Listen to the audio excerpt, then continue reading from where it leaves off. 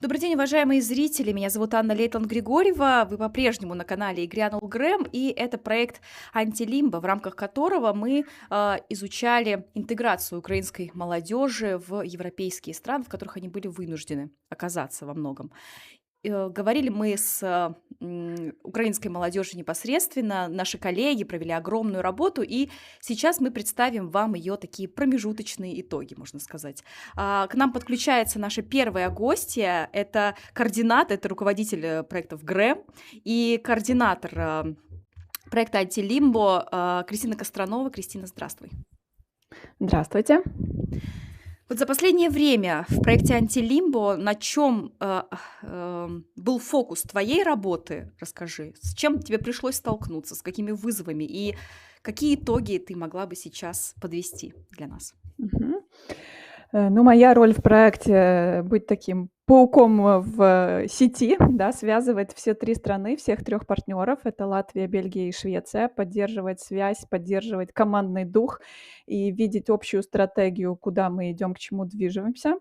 И чтобы это было, конечно же, в рамках проекта по нашей цели и так далее. И в то же время реагировать на реальную актуальную ситуацию, да, то есть какие вызовы на данный момент с украинской молодежью в стране в целом, вызовы в наших организациях и так далее, да, то есть успевать все это совмещать. И основной фокус именно по этой активности, нашей первой активности проекта, это исследование либо опрос. Наша задача в Латвии была провести опрос с молодежью украинской в Латвии и проинтервьюировать молодежных работников. Нам удалось больше, чем мы ожидали. Это радует. Удалось достичь 87 молодых респондентов и провели такие 6 более глубоких интервью с молодежными работниками.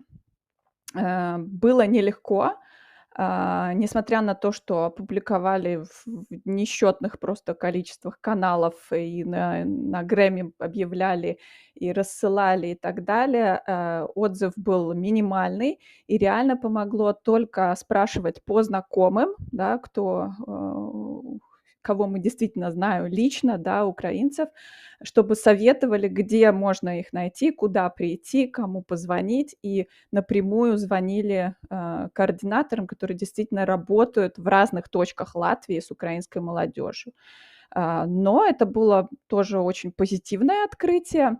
Выяснилось, что действительно по всей Латвии, во всех регионах ведется очень активная работа по интеграции молодежи в разных направлениях. Во-первых, активно интегрируют в школах, да, то есть в основном политика в Латвии направлена на то, что украинские дети, они не своей какой-то диаспорой живут, а максимально интегрируются в общем направлении в школе.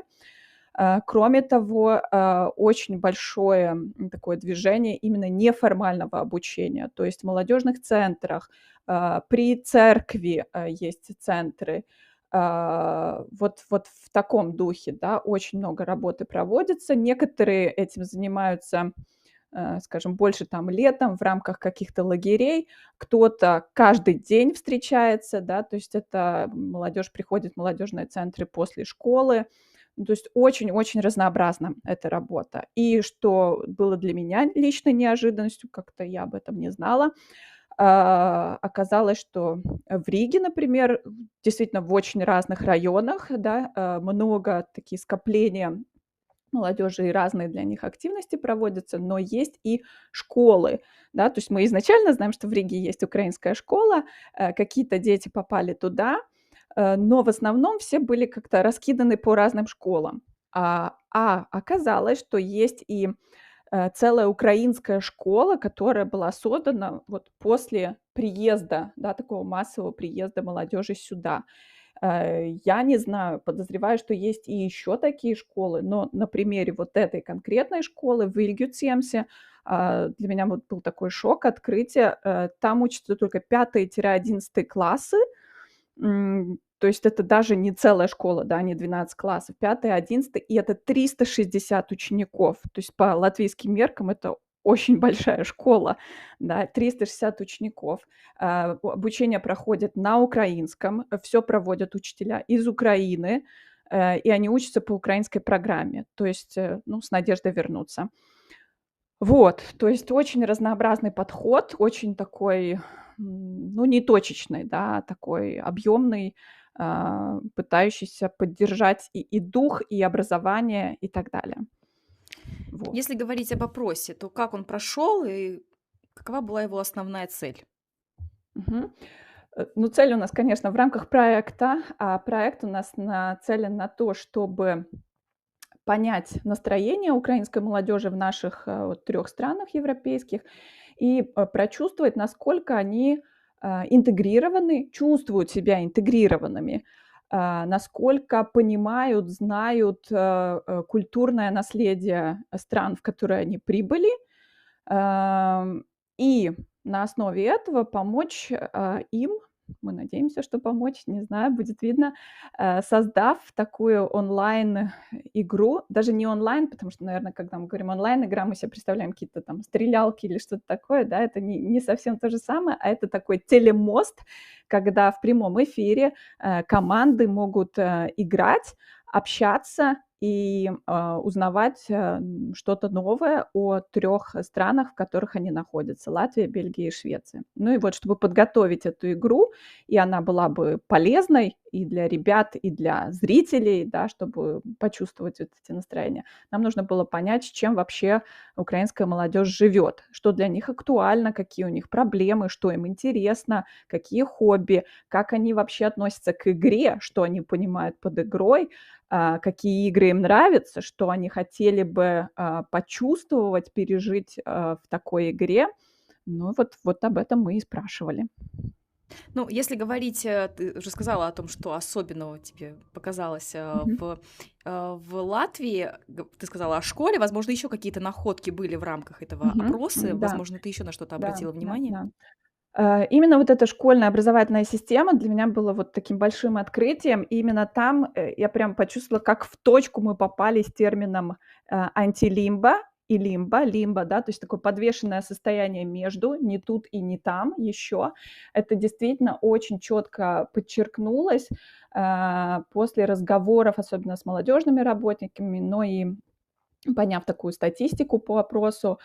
Получается так, что ребята, которые школьного возраста, они достаточно интегрированы, они все попали в школы, да, и они все, ну, тут же влились, в потоки, и у них есть контакт с местными, молодыми людьми, с местными учениками. И вообще подчеркивают, и как и сами, ребята, так и работники, с ними работающие, что, украинская молодежь очень активно дружит, с местными, хорошо ладят, и, ну, в общем, так позитивно все это проходит, что очень радует. Но, те, которые старше, то есть, старше 18, это означает, что они уже закончили университет, наверное, у себя, да, значит, они приехали сюда, и у них реально лимбо. Потому что свой диплом им нужно подтвердить здесь, он не европейский, да, чтобы иметь возможность работать. Если они хотят идти учиться в магистратуру, это проблема с языком. И все очень часто упирается в проблему с языком. Есть, действительно такой эмоциональный, какой-то психологический барьер, что очень прочувствовалось и по всем интервью, и по опросу. Молодые, ну, то есть там до 15, например, да, вначале у них вообще такое было, что типа: "Зачем нам нужно учить латышский, да, и как бы мы сейчас домой поедем". Очень многие ребята параллельно учатся, онлайн по украинской системе. То есть, ну, они все время думают, что они собираются вернуться, поэтому им нужно успевать и тут, и там, да, а выходит, в итоге они ни тут, ни там, а нужно и тут, и там. Вот, вот эти, которые как бы школьного возраста, они уже больше так привыкли, да, что окей, они уже вот в системе, и перед ними еще много лет, и как бы они уже, ну, вот внедряются в это все, и лучше получается учить, язык, да, и легче. А те, которые постарше, то это вот такой ступор. Что же делать, да? Неужели я тут останусь, а может, я все-таки уеду назад? Если уеду, то зачем мне все это нужно, да? Зачем мне интегрироваться, зачем учить язык? Если не нужно, значит, я остаюсь тут, а как мне теперь с этим языком? А как подтвердить диплом? В общем, полный, ну вот очень чувствуются эти депрессивные настроения, да, что дальше? Непонятно. И вот этот вот переходный возраст, он очень такой тяжелый, очень чувствуется. Даже когда мы спрашиваем, как бы, с кем вы дружите, да, то тоже именно вот этот возраст, он такой тяжелый, потому что там уже другие интересы, как показалось, да, если молодежь, там, подростки, они, там, больше 50% у них очень разнообразные интересы, всегда несколько, музыка, спорт, какой-то подвижный образ жизни, что неожиданно для меня лично было, ну, потом я подумала, да, надо следить за трендами, это поп-культура и мода, да, много было девочек, которые отвечали, это очень актуально, то 18-летние и старше, они более, ну, спокойные, что ли, да, там уже появляется интерес к истории, к природе, каким-то походам, ну, чему-то такому более спокойному. И они ищут себя в какой-то волонтерской работе, да, где-то помогают организациям, но не находят вот этой стабильности, понятности, да, когда, ну, у тебя есть понятная учеба или понятная работа, какой-то, ну, перспектива впереди. И вот про эту перспективу как бы очень чувствуется, да, между линиями, читая эти опросы, результаты опросов. По хобби я рассказала, да, что им интересно. Да, еще что вот с кем дружат, да, работники очень отмечают, что очень интегрируются украинские дети с радостью. Даже там было часто так, например, в украинской школе говорят, вот мы проводим там какое-нибудь мероприятие, а украинские дети говорят, а можно мы еще латышских друзей приведем? Ну, то есть они прям тащат с собой, да, во дворах там дружат, это, ну, так здорово такая тенденция. Но, тем не менее, по опросу стало понятно, что основной процент, да, больше 50, все равно тянутся к своим корням. То есть они либо дружат с местными, плюс они сохраняют связь с украинскими друзьями там у себя, либо здесь пытаются найти, ну, друзей с такими же корнями. Даже если у них есть местные, вот исключительно местные, все равно как бы хотят быть со своими. И это вот любопытно, это крайне отличается вот от страны к стране, да, с кем ребята дружат, насколько интегрированно себя чувствуют, как видят себя в будущем. Вот в Латвии это такая вот четкая позиция, что они стараются, им интересно, но.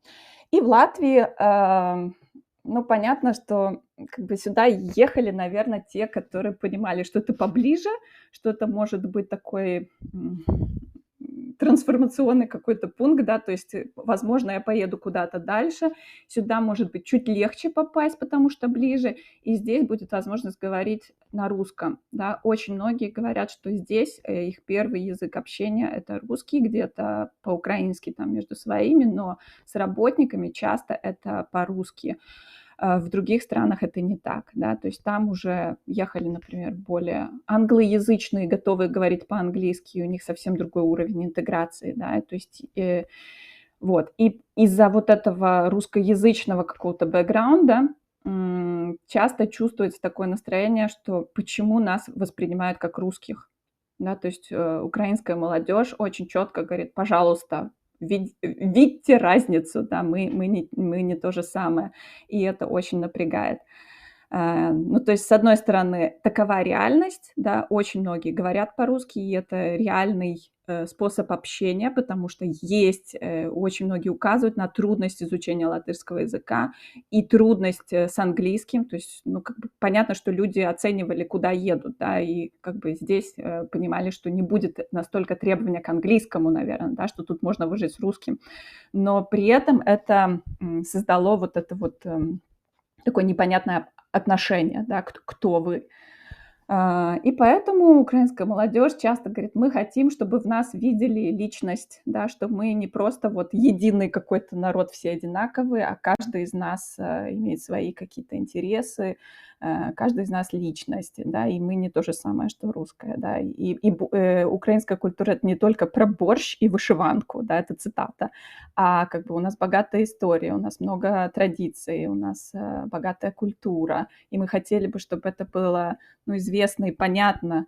И еще такие цитаты, да, фразы проявлялись: мы хотим, чтобы понимали, что мы не бежали от бедности, а бежали от войны, да, то есть не нужно относиться к нам как ну, к какому-то Беженцу. более низкому Да. слою, да, как таким, ну, беженцам, нищим беженцам, скажем так, да. Конечно, ситуации есть очень разные, но это была своего рода тенденция, да, вот такие цитаты проходили, что мы хотим другого отношения к нам, какого-то большего уважения, большего понимания, почему мы здесь и что мы из себя представляем. И именно такие ожидания есть и от игры.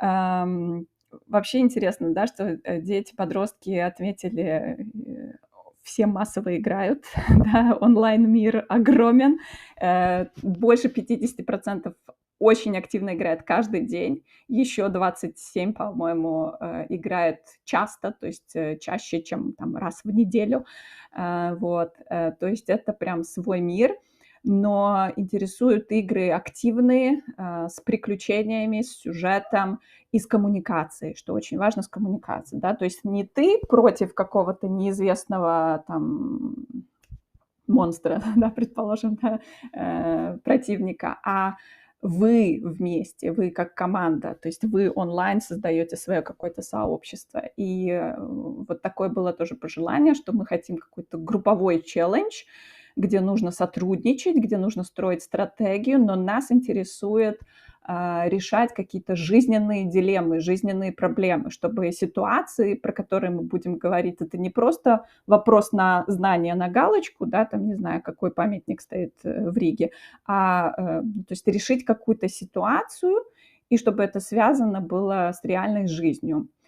И что вот действительно неожиданно для меня было, многие написали, что им бы хотелось в игре э, получить психологическую поддержку. То есть возможность присутствия, например, психолога или ну, какую-то консультацию, какой-то фидбэк от психолога. Это было так интересно, да, надо обратить на это внимание, может, действительно стоит про это подумать.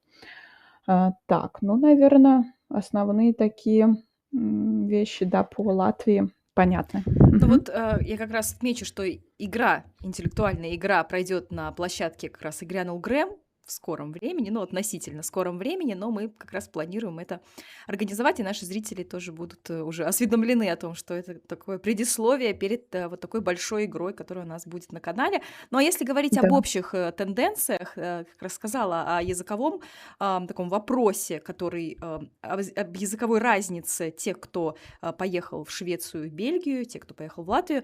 А что касается общих каких-то тенденций по всему опросу и в по Швеции, и всем в Бельгии, и странам. в Латвии, да, по всем странам, которые мы изучали, какие Мгм. ты заметила и выделила? Интересы у всей молодежи достаточно похожи, да, и в Швеции, и в Латвии, и в Бельгии. Всех интересует музыка, культура, традиции, возможность каких-то походов, знания про местные места. Это повторяется. То есть такое активное, живое участие. Всех интересует именно командная игра, возможность коммуникации.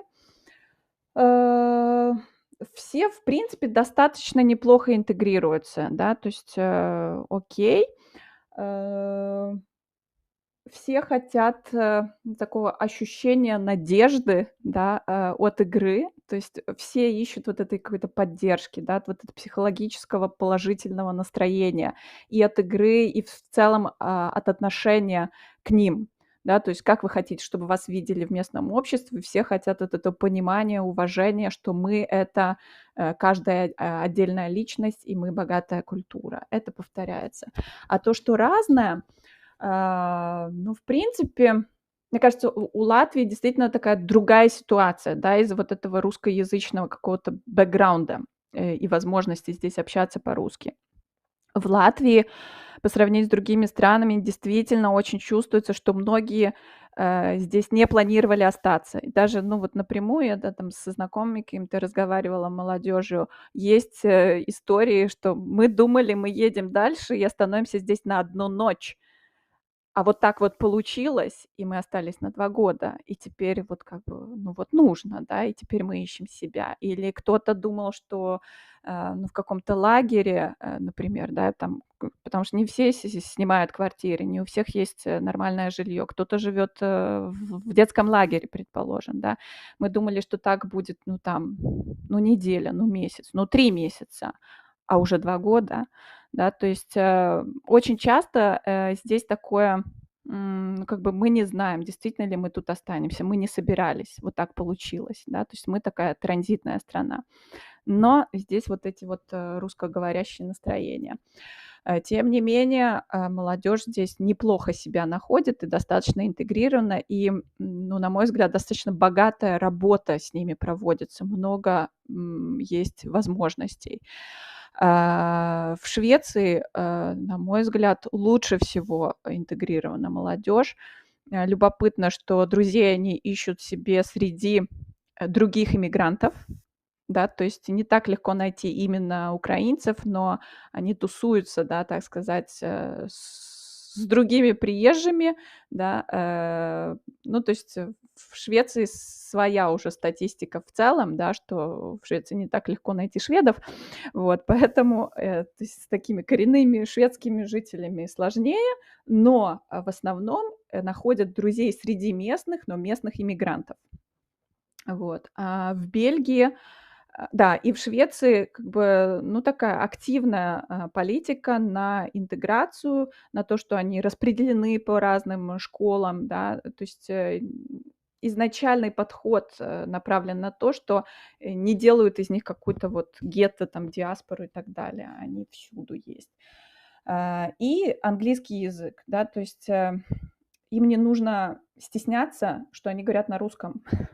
Да, как это есть в Латвии, да. То есть многие у нас, как бы изначально они между собой, может быть, говорили по-русски еще дома. И здесь, снова, да, они вынуждены говорить по-русски, потому что, так легче, так тебя поймут, да. С английским у нас проблема.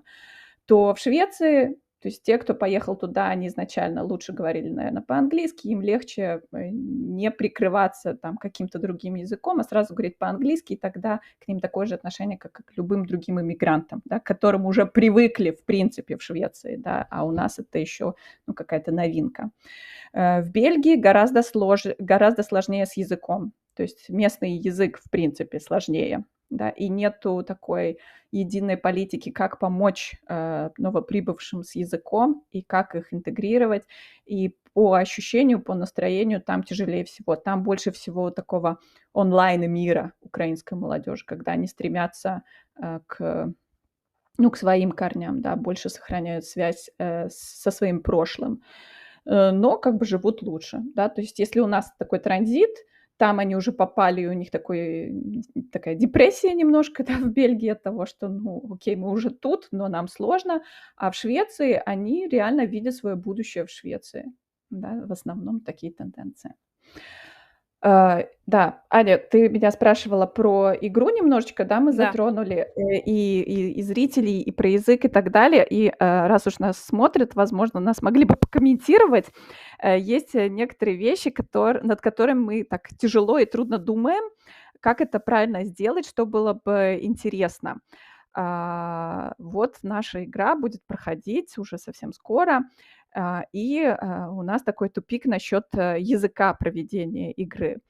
С одной стороны, мы русскоязычный канал, и, например, в Латвии, ну, разговаривая с работниками, и молодежью, как бы многие, сказали, что они готовы участвовать на русском языке, да. Ну, у нас как бы есть из кого выбрать, очень много молодежи, и им интересно было бы в этом участвовать. То в других странах есть, ну, четкая позиция, что я не хочу говорить по-русски. Вот, и в связи с этим, как бы, а как же нам провести нашу игру? На украинском, на английском, на русском, с субтитрами? Каково видение, возможно, наших, зрителей? И второе — это про, возможно, какие-то идеи, по содержанию этой игры. Какие могли бы быть задания, какие вопросы, что еще хотелось бы, в ней увидеть. Потому что, возможно, эти комментарии тоже помогли бы нам, в дизайне, в создании, и в содержании. Да, обратимся к нашим зрителям, они у нас смышленые и могут всегда подсказать, поэтому, уважаемые зрители, мы обращаемся к вам, пишите, давайте такую интерактивную часть как раз здесь подключим и узнаем ваше мнение по этому поводу, как бы вы видели эту игру, если бы вы ее организовывали. К примеру, мы ваши сообщения принимаем и в нашем телеграм-канале «Грянул Грэм», и здесь в комментариях, и в чате прямого эфира, поэтому пишите, а мы будем фиксировать. Ну, спасибо, Кристина, очень подробно все рассказала, и ждем продолжения, так сказать. Ждем продолжения. Надеемся на лучшее. Мгм. Кристина Костронова, координатор проекта «Антилимба» и руководитель проектов Грэма, была с нами на прямой связи. Спасибо. И на прямую связь с Грэмом сейчас выходит Юлия, наша коллега по проекту «Антилимба». Юлия находится в Швеции. Здравствуйте.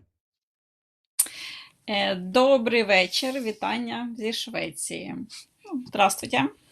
Юлия, над чем работали в рамках этого проекта? Расскажите нам подробнее. И с какими трудностями, с какими вызовами, возможно, вы сталкивались также в рамках этого проекта? И что вам показалось особенным, может быть?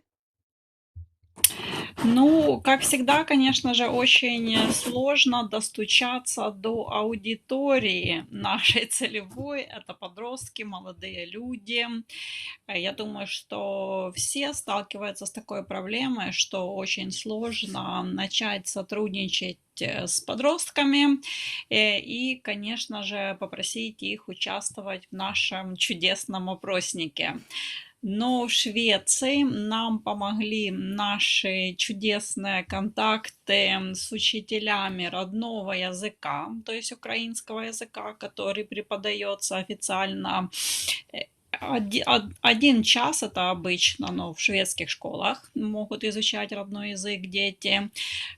Также директор культурного центра украинского в Стокгольме и еще наши шведские уже социальные и молодежные работники, с которыми мы поддерживаем контакт в рамках наших разных проектов. Поэтому очень помогли нам такие контакты. Достучаться до аудитории нашей целевой мы достучались. Попросили заполнять вместе с учениками или людьми, которые ходят на занятия, разные культурные кружки. Поэтому собрали интересную информацию, собирали, я думаю, что вы уже знаете общую информацию о нашем опроснике, о нашем проекте. Было очень интересно узнать поэтому ситуацию в Швеции для украинской молодежи.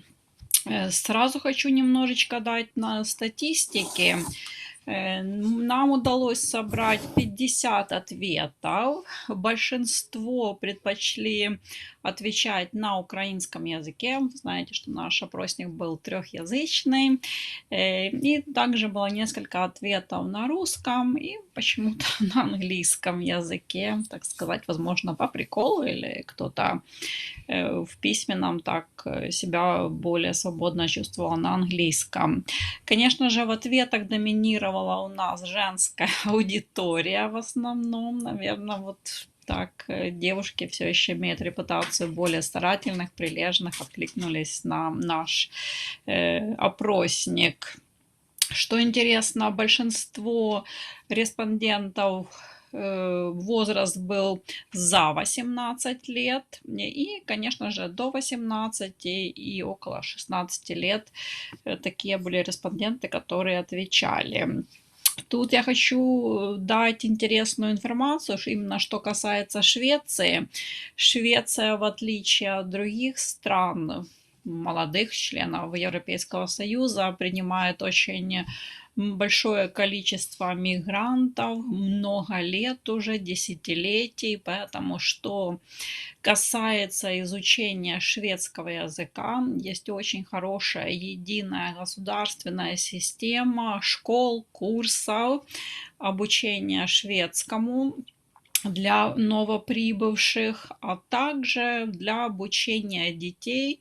Есть хорошие программы, когда ребенок в школу приходит, независимо от его возраста, начинается обучение языка в таких совместных классах. После освоения языка, это обычно год-два занимает, дети уже переходят в свой класс, который соответствует их возрасту, школьному возрасту или гимназии и так далее. Поэтому вот, отвечая заранее на ваши, возможно, вопросы и тем, кому интересно послушать, проблема языка, то есть все-таки шведского, для нашей украинской молодежи, которая сюда прибыла, она постепенно, это, конечно, не за один день, и тоже есть свои сложности, но она все-таки хорошо решается намного быстрее, чем для их родителей. Дети за полгода, за год начинают уже осваивать язык, общаться, и потихонечку также идет прогресс общения с другими людьми, сверстниками, нахождение друзей, интеграции и самочувствия и так далее. Что касается интеграции, то, конечно же, язык, несомненно, помогает им это сделать. Но учитывая такую шведскую особенность, что очень сложно здесь заводить местных друзей, это удается слабовато заводить друзей и как-то интегрироваться в такое молодежное сообщество.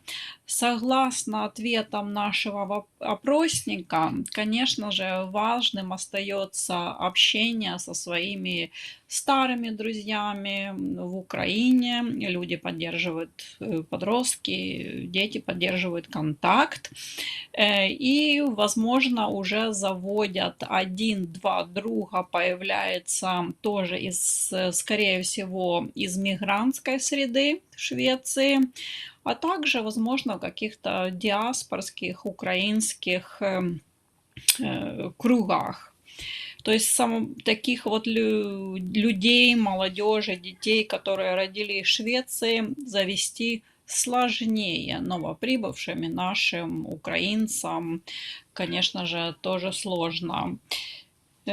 Также неопределенность ситуации усложняет, конечно же, самочувствие или какие-то планы на будущее очень сложно формировать.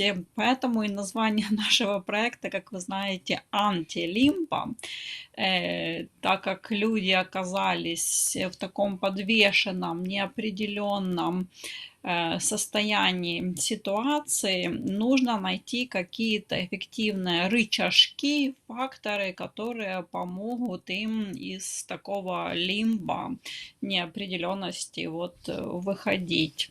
Отвечая на ваш вопрос, я не забыла, что касается каких-то интересных находок, выводов, читая отдельные вопросы, было интересно, что все-таки хотят, чтобы понимали лучше шведы, что украинцы отличаются от россиян. Тут тоже такой важный момент столкновения. Украинский отличается от русского. Это не один язык, это совершенно разные языки.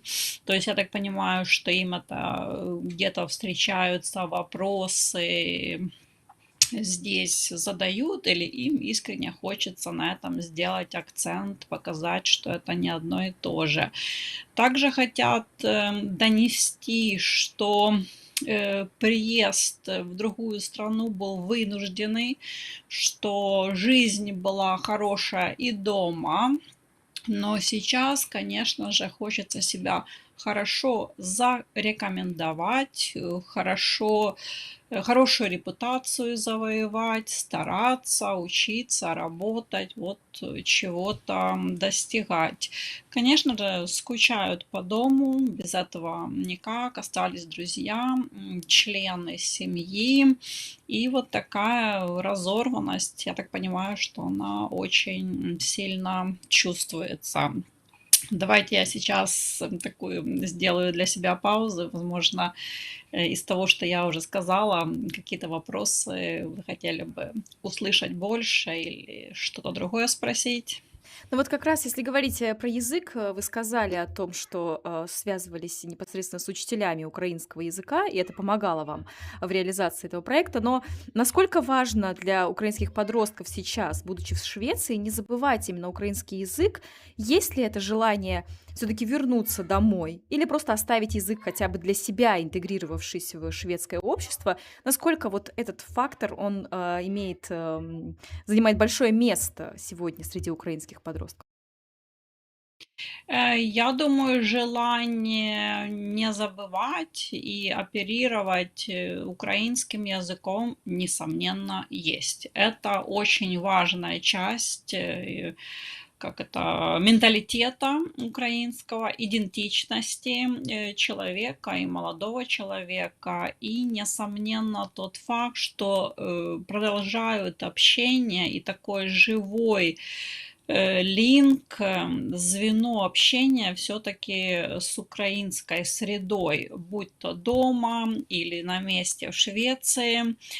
Конечно же, это желание остается, и без этого никак, тем более, что большинство все-таки подростков или детей здесь находится с мамой. Несомненно, это остается инструментом коммуникации дома и поддержки какой-то связи с членами своей семьи, которая осталась там вот далеко в Украине. Несомненно, этот фактор присутствует, и такая шикарная возможность, что можно продолжать хотя бы раз в неделю заниматься украинским языком здесь, в Швеции, это тоже помогает. Тем более, что группы, они соединенные. Понятно, что детей собирают из разных классов, иногда даже из разных школ в одну группу для одного занятия. Поэтому это еще и хорошая возможность встречаться с другими украинцами, поддерживать контакт, заводить себе еще каких-то дополнительных друзей. То есть во время этих уроков, во время этих занятий у нас есть украинская школа воскресная в Стокгольме, там тоже для разных классов, разные смешанные группы приходят общаться и дети, и подростки, то есть это общение во время этих занятий, и родители, мамы. То есть, конечно же, мы видим, что интерес и мотивация есть. Но, конечно же, родители постоянно говорят, и учителям, несомненно, что нужно учить шведский, дети стараются. Я думаю, что главная тенденция, что очень хвалят украинских детей, молодежи, что так быстро осваивают язык, они понимают, что это, несмотря на неопределенность ситуации, все-таки важный шаг в дальнейшем, какие-то возможности и двери открываются для них с освоением шведского языка.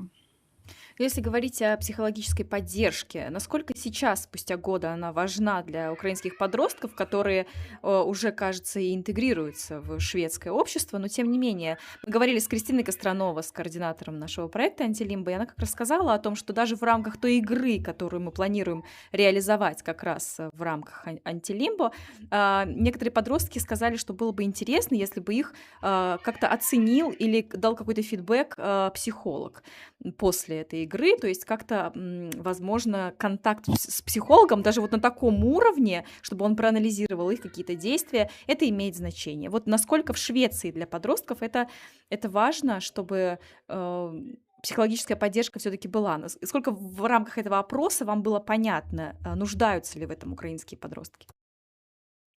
В рамках этого вопроса я, конечно же, опрос, я не могу говорить за всех новоприбывших и ситуацию по Швеции в целом, но я знаю, что есть все-таки потребность, даже если это и небольшой процент, и немножечко это чувствовалось, сделали мы тоже, увидели это в наших выводах, чувствовалось, что есть такая эмоциональная и сфера чувств, которая тут не закрыта. И, конечно же, сложно ее закрыть, определить, что именно, как себя чувствуют подростки.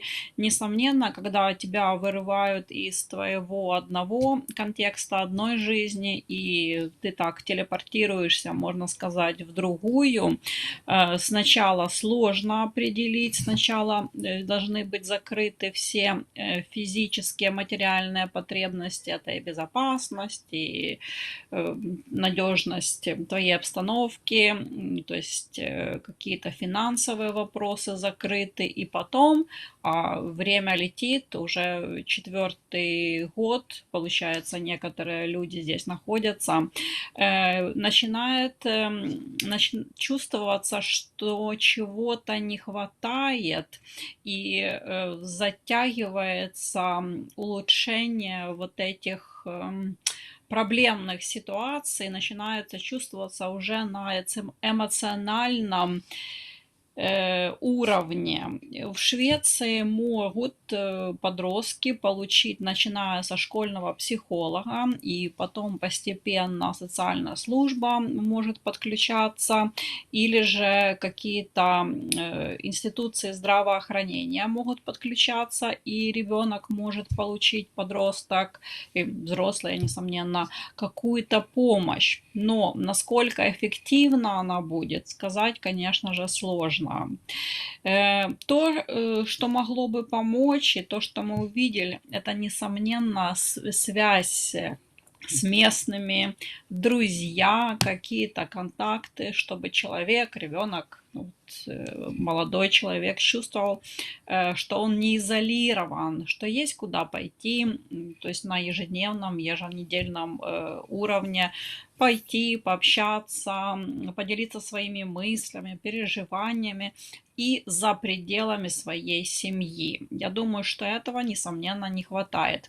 И если бы все было так хорошо, и в идеальном мире мы имели друзей хороших и с кем было пообщаться, то не было бы такой большой потребности в профессиональной помощи, то есть психологов.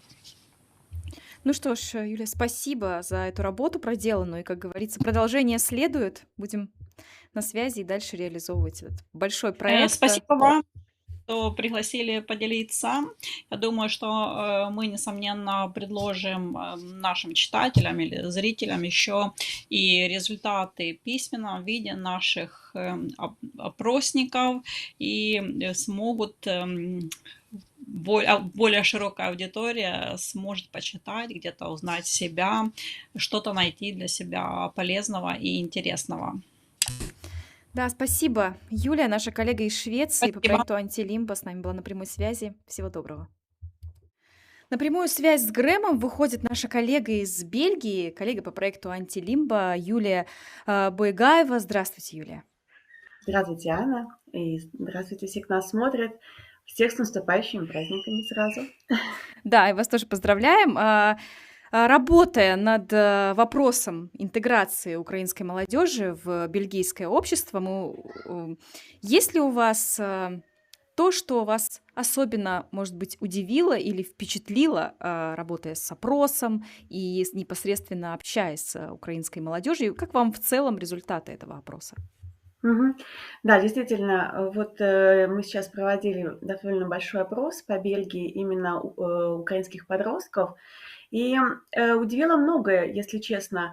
Например, у нас такой вопрос в опроснике есть. Как вы видите, где вы будете жить через 5 лет, и где бы вы хотели бы жить через 5 лет? И вот 40% ребята ответили, что они хотят жить в Украине, вернуться.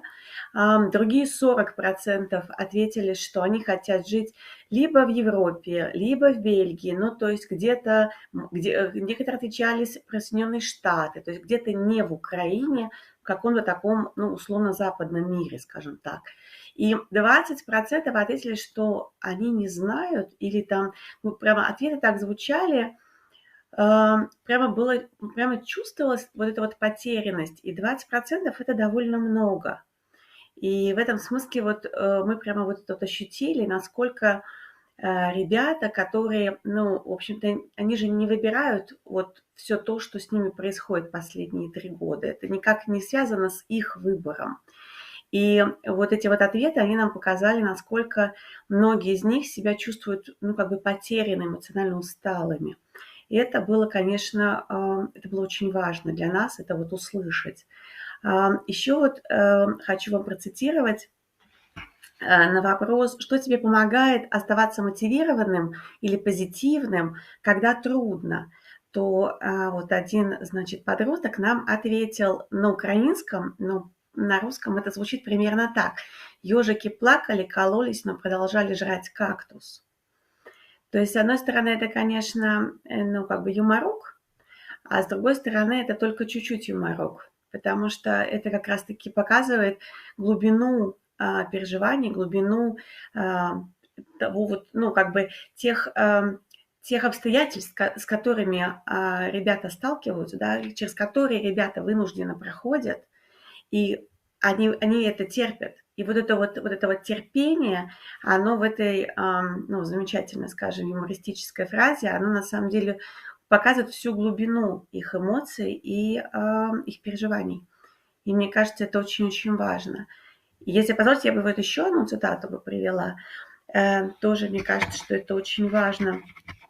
На вопрос, что бы вы хотели, чтобы в стране вашего проживания узнали бы об Украине, об украинской культуре, об украинцах. Такой общий вопрос, как бы, что вот сюда можно привнести. И тоже, значит, был один из ответов: мы не нацисты, у нас война. И вот тоже, понимаете, вроде как подростки, да, вроде как ожидаешь, ну, каких-то, ну, то есть это так глубоко, что если об этом вот, чем больше об этом думаешь, тем думаешь, как же это глубоко. Это, конечно, потому что очень большое количество ответов было связано с тем, что мы бы хотели, чтобы в Бельгии, ну, в частности, в Бельгии, понимали бы, что мы не русские, что не в один котел нас всех, потому что, ну, как бы исторически во многом европейцы воспринимают это как некий единый котел, ну, до 22 года я имею в виду. И речь, конечно, об этом. То есть, и это случилось во многих ответах, что мы не русские, мы отдельная нация, мы сильная нация, мы добрые люди. И мы во многом европейцы тоже звучали, вот такие ответы. Было очень интересно. Но вот это вот мы не нацисты, у нас война, это прямо вообще, ну, в общем, когда такое читаешь, очень это пронзительно. Если говорить, как раз то, о чем вы сказали, объединяет, кажется, украинских подростков в каждой из тех европейских стран, где мы как раз проводили это исследование. И в Латвии они тоже говорят о том, что мы не русские, мы украинцы. И в Швеции, как нам сказала Юля, и у вас в Бельгии. То есть это такая объединяющая история, попытка доказать, что мы другие, и мы здесь оказались не потому, что мы беженцы из-за, ну, там, отсутствия денег. Мы не приехали за, условно, лучшей жизнью в плане какого-то там, не знаю, за социальным пособием. Мы приехали сюда, потому что мы были вынуждены это сделать. Вот насколько этот момент ключевой тоже в разговоре с украинскими подростками, и насколько нужна и оказывается психологическая поддержка и помощь, на ваш взгляд? Как вам сказать? То есть, понимаете, ситуация, она очень неравномерная. Дело в том, что для любого подростка, для любого ребенка, и в том числе для любого подростка, огромную, совершенно, ну, как бы, в общем, да, невыразимо огромную роль играет присутствие и ресурсность того взрослого, на которого этот ребенок или подросток опирается. И по ответам мы видим, что когда подростки пишут, что в трудную минуту они всегда обращаются к семье и подбадривают их семья. И у нас есть вопрос, что тебе позволяет чувствовать себя как дома в новой стране проживания. И там, когда они пишут там мама, брат, сестра, ну то есть когда это идут прямо члены семьи, то в этом есть определенная закономерность того, что у них, например, чаще встречается в ответах, что есть местные друзья. То есть у этого всего, понимаете, есть мостик. С другой стороны, их взрослый, их важная фигура взрослого человека, если она не в ресурсе, ну, по очень многим объективным причинам, не в ресурсе, то есть гораздо вероятно, то есть не то, что вероятность, мы это видим по ответам, что гораздо чаще в ответах встречается: у меня нет местных друзей, или у меня пока нет местных друзей, или я не заинтересован в местных друзьях. То есть есть эти вот параллели. И тут общество, оно, конечно, должно поддерживать, но оно еще должно очень сильно поддерживать взрослых, потому что именно от состояние взрослого, да, зависит состояние ребенка и подростка. С другой стороны, я, конечно, считаю, что в Бельгии ведется довольно хорошая поддержка детей.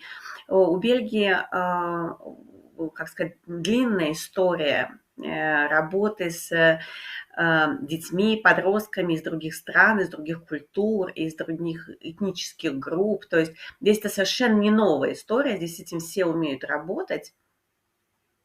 Вот. Но достаточно ли? Недостаточно. Это такие, знаете, риторические категории. По нашему опроснику мы видим, что подростки очень тяготеют обратно, вот туда, то есть не здесь. Здесь это какое-то такое вот надо переждать, вот надо вот жрать кактус и пересидеть. То есть по ответам интеграция не очень работает. Ну, я говорю, что, опять-таки, это все, знаете, в каких-то категориях, и там мы всегда упираемся в фактор взрослого. Вот как раз, если говорить о том, с какими вызовами еще сталкиваются украинские подростки, помимо возможности завести друга оттуда, из Бельгии, помимо этого, может быть, что-то еще, на что вы обратили особенное внимание? Что является таким камнем преткновения, может быть, для интеграции или... Ну, конечно, есть серьезная история с языковым барьером, потому что если даже мы просто сравниваем с Латвией и Швецией, то и в Латвии, и Швеции это все-таки монолингвальные страны. В Бельгии у нас 3 государственных языка, 2 основных, то есть в одной там, на юге страны ты говоришь на французском, на севере страны ты говоришь на нидерландском, и это почти не пересекается. И это все, в общем, конечно, не делает их жизнь проще. Не делает.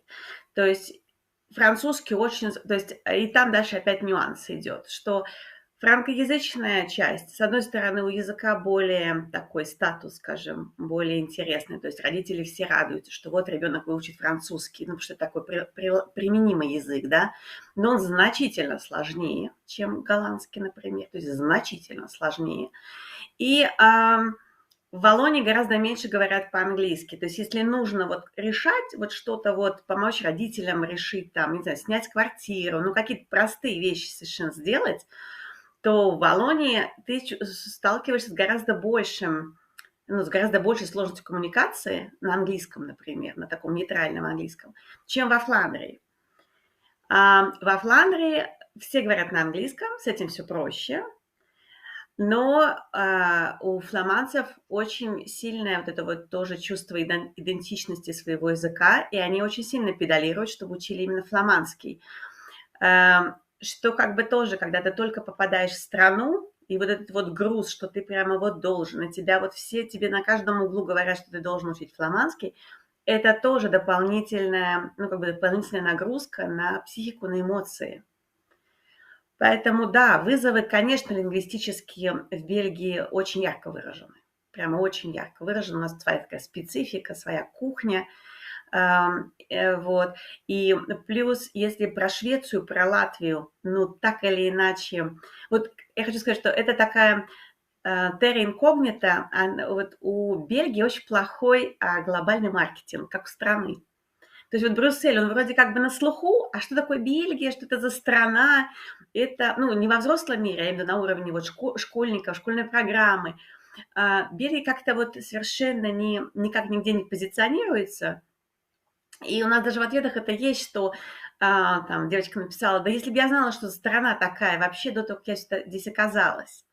То есть это такой вот тоже такая терра инкогнита, то есть ты попадаешь в страну, о которой у тебя нет совсем никаких представлений. Ну, то есть Швеция, это как-то понятно, какая-то Скандинавия, какие-то викинги. Ну, есть какой-то базовый ассоциативный ряд.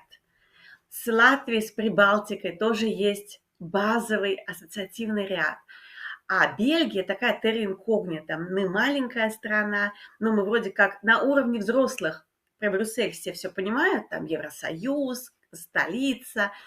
Но на уровне вот школьной программы, каких-то школьной истории этого так мало, что они попадают в какую-то, у них совершенно нет никаких ожиданий, нет никакой картинки. И для них это как бы реальность, она немножко обрушивается. Плюс вот эти вот языки наши прекрасны. Плюс все-таки, Бельгия сильно мультикультурная, даже сравнивая со Швецией, с Латвией, мы все-таки очень пестрые. Ну, прямо очень. И школы у нас очень пестрые. То есть это вот прямо тоже такой эффект неожиданности, когда ты попадаешь в класс, где есть дети буквально с Азии, буквально с Африки, и так в каждом классе.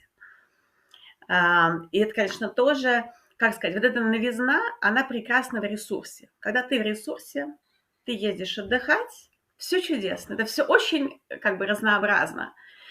Но, конечно, когда ты в другом состоянии эмоциональном, когда ты вынужденно релацируешься, и ты это не выбираешь, ты вот ничего из этого не выбираешь, то вот это вот наша, как бы вот эта вот и мультикультурность, и это вот многообразие, и языковое, и вот оно дает определенную усталость. И вот тоже как усталости могу сказать, что когда у нас идут открытые вопросы, где, в принципе, можно было бы чего-то порефлексировать, там, написать, почти нету длинных ответов. Ответы все максимально сжатые, короткие. У этого то есть тут можно спекулировать, почему, можно как бы придумывать, почему, но вполне вероятно, один из факторов – это как раз такая эмоциональная усталость, что уже какого-то хочется предсказуемой какой-то реальности. И да, и тут, это сложно. Предсказуемость в совсем другой стране, все когда совсем по-другому. Вот такие, наверное, мне хочется какие-то поделиться такими нашими находками.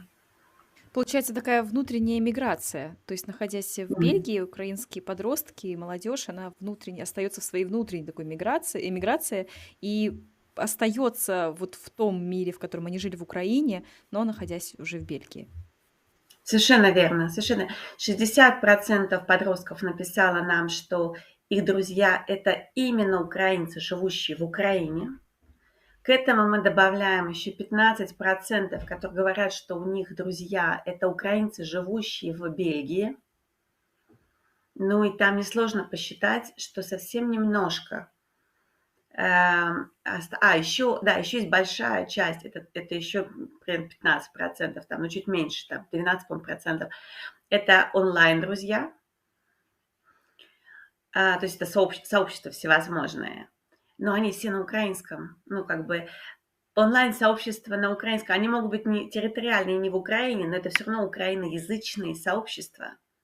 Понимаете, там остается какие-то там 10 с небольшим процентов детей, которые реально чувствуют, что да, тут у меня друзья есть, я вот тут нашел себе свое какое-то окружение, свои связи, свои эмоциональные привязанности, дружеские я имею в виду. То есть тут как бы этого мало. Но, кстати, вот интересно, что те дети, которые пишут все-таки о том, что у них все получилось друзей завести, это у них еще в других ответах фигурирует, что они, допустим, очень активно каким-то спортом занимаются или музыкой.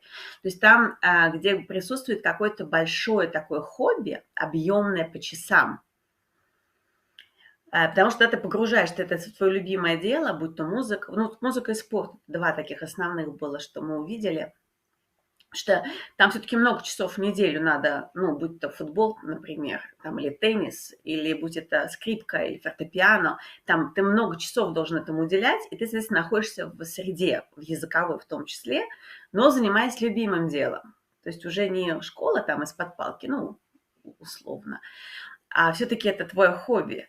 И вот эти вот дети, у которых эти хобби такие ярко выраженные есть, у них как раз-таки больше, у них как раз и встречаются ответы, что да, у меня есть местные друзья, да, как бы у меня есть свой круг, все как-то все случилось с интеграцией положительно. Если говорить об украинском языке, насколько важно сегодня украинским подросткам в Бельгии сохранить именно украинский язык, и что для этого, что они рассказывают, как они имеют возможность доступа к знаниям на украинском языке? Если имеют и хотят, конечно. Бесконечно важно, это абсолютно важно. Это часть идентичности, это часть ответа на вопрос, кто я. Это в первую очередь украинец, украинка. И это прямо стержень, вообще стержень всего, что как бы, ну, как бы на что можно, что бы то ни было наслаивать, будь то академическое образование там, или какие-то планы, или что-то еще. Но, как ни странно, вот из ответов очень небольшая часть подростков, живущих в Бельгии, которые, по крайней мере, отвечали на наш опросник, сказали, что они занимаются и в местной школе, и онлайн, ну, то есть некая дистанционная модель обучения в Украине. То есть у нас 95% учатся в какой-то, ну, либо школе, либо колледж, то есть какое-то местное учебное заведение бельгийское, но меньше 20 назвали как какое-то еще, допустим, онлайн параллельное обучение в Украине, что для меня было очень удивительно, потому что как-то был какой-то стереотип на эту тему, они его развеяли. Но, с другой стороны, конечно, очень развиты всевозможные кружки именно внутри украинской диаспоры, какие дополнительные занятия. Вот, допустим, часть опросника мы просили нам, значит, посодействовать. Это было интересно. Был такой разговорный клуб английского языка для украинских подростков. Ведущая была украинка с прекрасным английским. И вот мы как раз-таки вот тут... У нас, потому что опросник тоже был на английском языке, и мы вот как бы под эту эгиду попросили нам помочь и получили ответы на английском языке. Но, то есть клубы есть, и это очень важно. Естественно, в семье они говорят, многие на украинском, и, как кажется, какие-то семьи перешли на украинский с 22 года, вот как семейный язык. То есть вот этот вот shift, ну, мне кажется, он во всех странах наблюдается. То есть, да, очень важно, но, говорю, что да, не онлайн, по крайней мере, дистанционно, у меня нету совсем... Статистически это не ключевая форма обучения. Как-то отличаются подростки подростки, условно, там 13-15 лет от тех, кто старше уже, за 18? То есть каким-то своим видением вот происходящего и ощущениями себя в Бельгии? Да, ну, по крайней мере, вот из того, что такой предварительный анализ позволяет заключить. Вы знаете, вот младшие подростки видят гораздо стабильней себя через 5 лет, чем старшие. Вот я бы сказала, в этом ключевое, мне кажется, отличие, что чем старше отвечающий подросток, тем смутнее у него есть картинка завтрашнего, послезавтрашнего дня. Ну, здесь там больше рефлексии, да, то есть, ну, как бы это можно как бы довольно понятно раскрутить, почему это происходит умозрительно. А, конечно, у тех, кто помладше, у них все понятно, у них через 5 лет они все еще в школе, ну, целом, как бы там картинка понятная. И она у них такая на все, что там я вот хочу это. То есть там гораздо больше какой-то уверенности, какой-то такой вот, ну, какого-то, ну да, пожалуй, уверенности, чем вот постарше, там меньше этой уверенности. Там больше вопросов к себе, к миру, к взрослому миру, что, собственно, что я буду делать, вот, что будет дальше. А страх быть непонятыми в плане в вопросе языка, если в прикладном значении говорить, насколько он присутствует? Вот я, например, как мама двоих детей, всегда смотрю, что если я поеду в какую-то страну, где, например, не так хорошо распространен английский, то что я буду делать, когда я, скажем, вызову скорую? Ну, если мне придется, не дай бог, это сделать, вот как я буду общаться с фельдшерами на скорой помощи? Ну, наверное, через чат GPT, я предполагаю сейчас. Насколько это распространено? И бывали ли случаи, когда подростка просто не понимали, и что было? Как это происходит? Ну, в основном, конечно, если это происходит в школе, то есть в школьной среде. И да, конечно, но я хочу сказать, что, во-первых, ChatGPT спасает, во-вторых, конечно, спасают другие подростки. То есть обычно вот у меня пример в данном случае не из опросника, потому что опросник нам ничего такого не выявил. Но вот поделюсь, раз уж мы заговорили о родительской нашей участи, то вот у меня дочки в школе, к ним, значит, пришел в параллельный класс мальчик с Украины, и он совсем никак не говорил по-английски, ну прям совсем.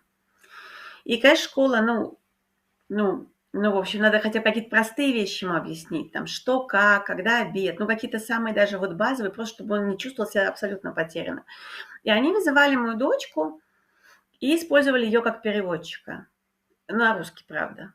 Но русский мальчику было гораздо проще понять, потому что так он был совсем потерянный. Они переходили, а репертуар тут какой языковой, лингвистический. Они пробуют, голландский, понятно, не знают, но английский нет, французский нет, испанский нет, итальянский. Но это все равно все европейские языки, то есть они никак не помогают общаться с ребенком из Восточной Европы в данном случае.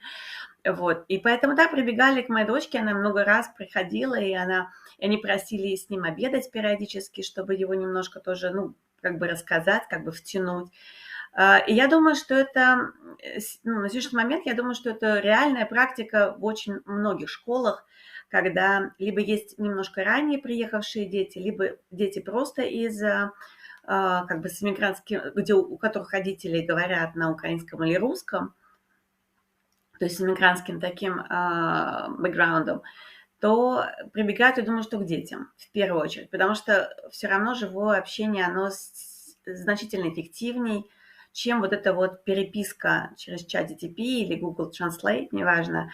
Она там, ты теряешь полностью ощущение этой социальной связи, а для учителя, для любого работника школы важно в первую очередь наладить именно этот контакт, что вот давай, мы найдем, как мы будем общаться, но давай вот мы установим эту связь между нами, что я взрослый, мне можно доверять, и я тебе буду помогать. И для этого, да, мне кажется, что в этом отношении другие дети, как переводчики, они гораздо лучше могут помочь, чем технические какие-то наши возможности. Как вам кажется, вот эта игра, которую мы задумали в рамках нашего проекта на площадке Грэма, насколько она поможет, опять же, возможно, где-то раскрыть то, что не раскрылось, опять же, и в вопросах, и в разговорах, насколько она может стать такой действительно объединяющей где-то или таким связующим звеном, таким телемостом между украинскими подростками в европейских странах?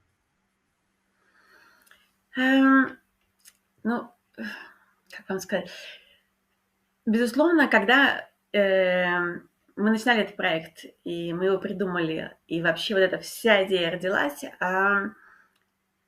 была задумка именно в том, чтобы украинских подростков вот немножко вытащить из этого вот кокона абсолютно украинизации, будучи, проживая, да, в другой стране. То есть, чтобы вот этот кокон немножко его приоткрыть, что мир просто шире, и то, где ты живешь, там масса чего интересного есть. Сейчас, когда я читаю опросник, возникает еще новый пласт вот к этой нашей изначальной идее к игре, потому что очень, как у нас последний вопрос опросника звучит как, что бы ты хотел как бы вообще транслировать другим украинским подросткам? То есть какой такой месседж ты хочешь послать в мир, так сказать, ну именно в мир украинских подростков. И подавляющее большинство писали о том, что ты не один, мы вместе, мы сможем. Такое вот очень-очень сильно объединяющее. И в других вопросах об элементах игры, какие элементы игры для тебя важны. Вот если бы ты мог создать игру, чтобы она включала в себя, то тоже звучало очень-очень часто, что либо команда, либо взаимодействие, либо чат, либо возможность, то есть внутри игры, чтобы был чат, либо возможность, что через игру познакомиться с другими украинскими подростками. То есть нам этот опросник, он открыл какой-то новый пласт, о котором нам надо думать, потому что в таком виде мы его изначально не закладывали.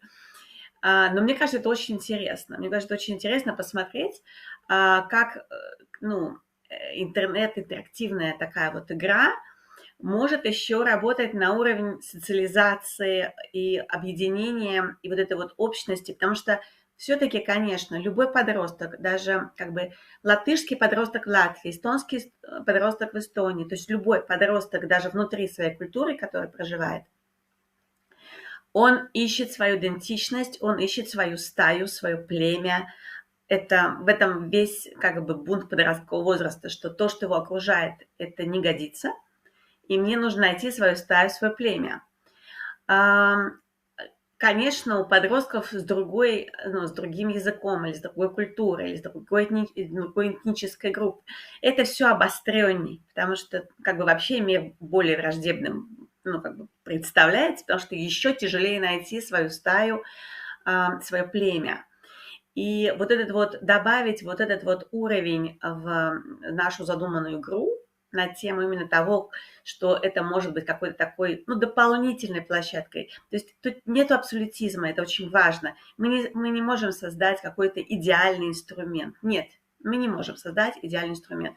Мы можем создать инструмент, который поможет или может помочь какому-то количеству детей. И это отлично. Вот прямо отлично. То есть вот всех никто никогда не спасет. Это утопия. И лучше, как все писатели пишут, классики, что если вот одного читателя моя книжка смогла потрясти, заставить задуматься, я написал не зря. Это ровно этот же подход. Если наш инструмент, наша игра сможет помочь какому-то количеству детей, подростков, выйти немножко из своего кокона, забросить якори в своей стране проживания, свои эмоциональные якори привязанности, что вот здесь, это может быть не родительский дом, но это дом такой тетушки, такой бабушки, то есть это какой-то еще дополнительный мой дом. Он не основной, ничего страшного. Но вот это вот какой-то, вот я говорю, что какой-то, знаете, такой extended family, такая как бы расширенная семья географическая. И вот чтобы Латвия стала такой вот географической расширенной семьей в восприятии, Бельгия, Швеция, на это мы нацелены. И да, и вот то, что теперь это еще нам вот задачку поставили сами ребята, чтобы создать какой-то еще такой вот возможность какой-то социальной платформы, это интересно. Надо посмотреть, что из этого как это можно реализовать. Ну что ж, Юля, спасибо вам. И, как говорится, призываем наших зрителей, конечно, писать, оставлять свои комментарии, участвовать активно и также предлагать нам, возможно, как вы видите эту игру, свое видение. Мы также можем прислушаться к этому, пока еще мы в процессе ее реализации. Спасибо, и, как говорится, продолжение следует. Да, спасибо большое, Анна. Всем всего доброго. Всего доброго и до свидания.